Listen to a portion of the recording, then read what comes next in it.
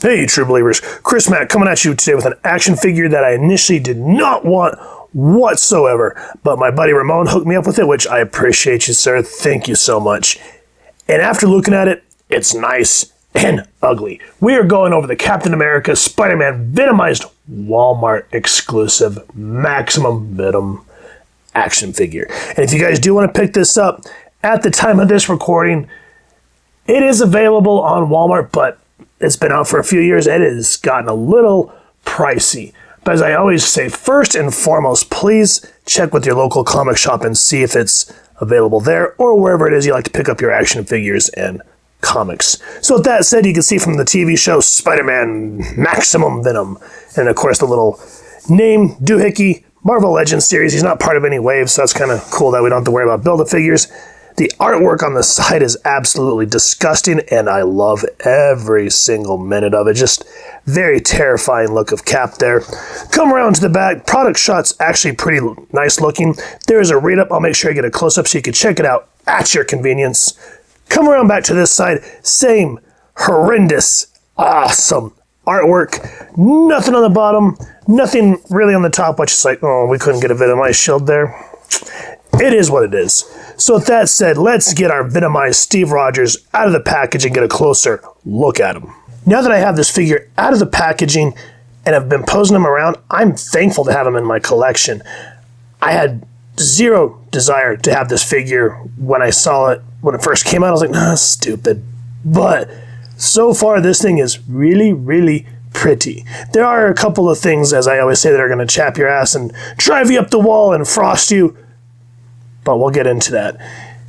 So far, though, initial spin around, I am a happy little camper. So let's get him down and get a closer look at this Venomized Cap.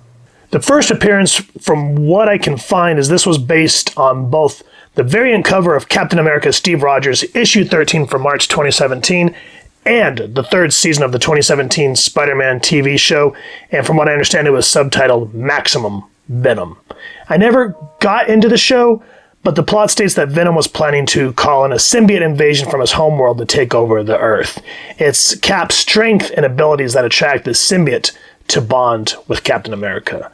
There was a Venomverse comic event from 2017, but the Captain America from those books looks nothing like this figure. So check it out. Let me know what y'all think. Did you see the TV show? Was it awesome?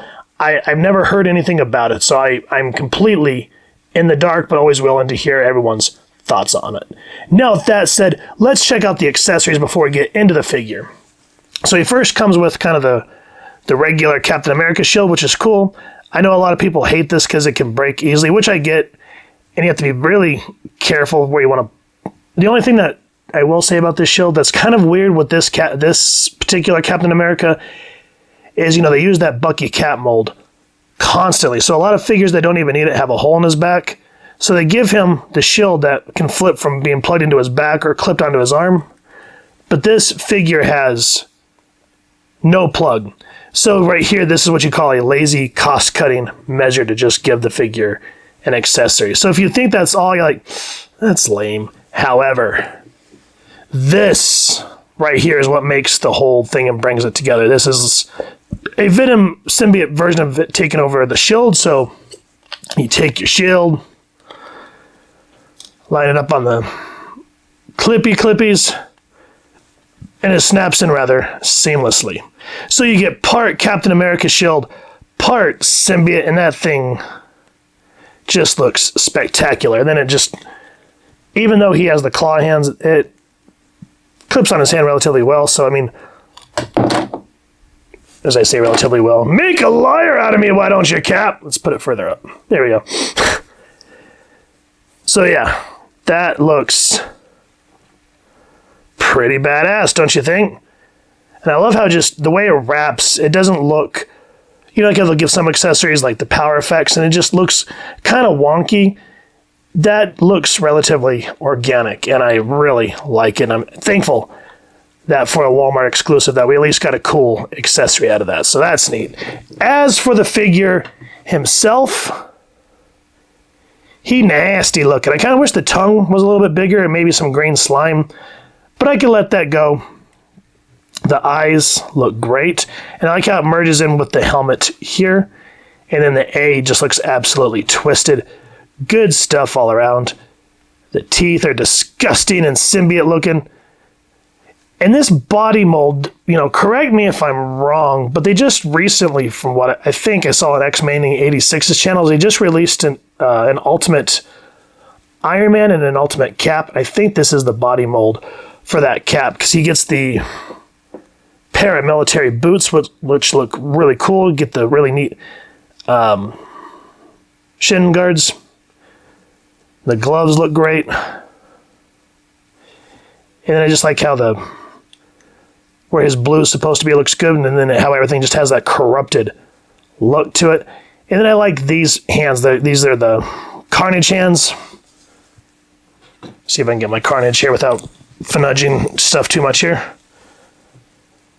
So, good stuff there. What up, bro? Got cool stuff going on there. Just a really nice looking figure overall. I mean, not much other than that. I like the detail on his shoulders, how you can see where all the stuff's supposed to kind of interlace. Looks good. And of course, as I just said, I love that corrupted star. That just looks absolutely phenomenal. And then they add these. I mean, it would have been kind of neat to get some normal hands too. But still, to have these, that's cool with me. I'm content. Whites look good. Paint ups. And I like that they didn't add the regular Captain America blue. They just kind of corrupted it into a dark blue. What are you looking at? What are you looking at? We'll get into these two in a moment. But yeah, paint ups, great. I wish they would have added a little more sickness to the face in terms of the tongue and saliva, but I'll let that be. In terms of the articulation, get it, focus! Remember to warm these figures up, because when I first got this guy, the packaging, he was tighter than Fort Knox. It took a good long soak to finally get the joints to loosen up and behave, especially the arms, which we'll talk about in a second. So you can look down that much, that far back, that way, and a lot of play. And I popped it off, so I made it a little loose, so it is what it is. Now, it's this arm I was talking about, so be careful warming him up, because when you're trying to do that, it's still tough. You can kind of hear that clunk, clunk. But it's a hell of a lot better. The one thing in terms of the articulation, since he's supposed to be a Venom and very bendy, and I wish this would become a status quo on all figures, I wish a lot of figures had butterfly joints so that you can really get that back range of motion instead of being stopped like that and having to phone it in that way. Those butterfly joints are a godsend in that respect. Upper bicep swivel. 90-degree bend on the elbows, hand go down, hand go up, hand go spinny all around. You can look down that much, crunch back, not too much. I wish you could go back further, but it is what it is. Twist, splits out that way, kick out that way. Almost a double jointed knee, so at least we got that. Foot go up, foot go down, foot pivot, and just like with every other Legends, the butt flap that hinders going backwards, so. And then, of course, the upper thigh cut, so. If I could talk, you kind of get some limitations, but overall, for a relatively kind of bruiser figure, he's at least bendable and you can get some good range of motion on him. I'm content. Now here's the Venomized Captain America next to the monster the monster Venom Build-A-Figure wave with both Venom himself and Carnage. This is the 80 years Iron Man. And then back here, Mr. Headless himself. This is the Red Skull Onslaught Build-A-Figure wave Captain America, which has kind of become like a hat stand for all the accessories, because I put the head here, and then this little ring of symbiote stuff here, that comes with the, the Venom here. It was funny, and I talked about this a minute ago, is this cap mold here has no hole in the back. So this thing is supposed to plug into a hole, so it's just willy-nilly spinning around. So that one time you don't get that cap, hole in the back, you're just like, okay. Because you have to use one for Carnage too to get this symbiote stuff going on. So whatever, it's random. But nonetheless, you get these figures and you can get a cool little transformation design where Cap's just sort of like, what the hell is happening to me? And Iron Man's here in the back going, oh no, Mr. Bill, what's happening? And then these two are like, yes, we get another symbiote for the collective. Or the Borg, Star Trek. Anyway, moving on.